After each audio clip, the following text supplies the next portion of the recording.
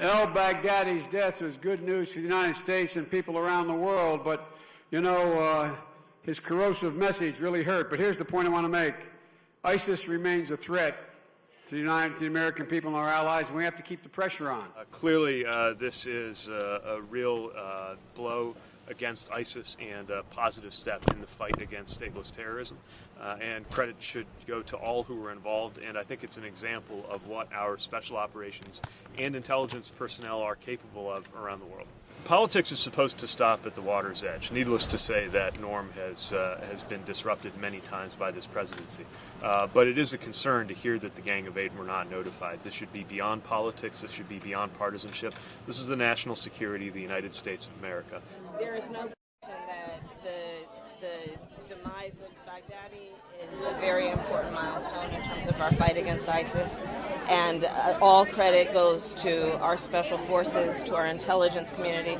It's a good day for those folks who have worked so hard over so many years and have been diligent in their pursuit of this war criminal. My understanding, interestingly enough, is that that mission was accomplished with information supplied by the Kurds. And as we know, Trump has turned his back and betrayed the Kurds. Something that I think will have a negative impact not only in that region of the world, but in terms of our relationship with allies from one end of this planet to the other. But clearly, any victory against a destructive group, like a terrible terrorist group like ISIS, is something that is positive. This is obviously good news. This is something I'm learning about, and I'm looking forward to getting more information and hopefully get a briefing on once we get back to Washington. But this is positive news in furthering us closer towards the defeat of ISIS. So to the extent that some things happen that put ISIS more in a box, do I think that's good? Yes. But overall, what I'm seeing is this. It's somebody trying to put the toothpaste back in the tube after he squeezed it out.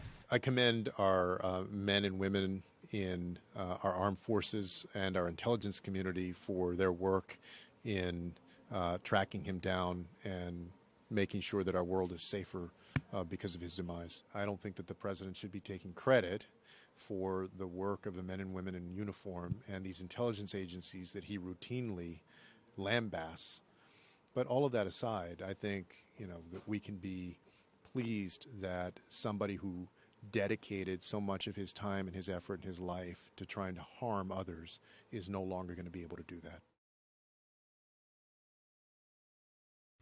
Hey, NBC News viewers, thanks for checking out our YouTube channel. Subscribe by clicking on that button down here and click on any of the videos over here to watch the latest interviews, show highlights, and digital exclusives. Thanks for watching.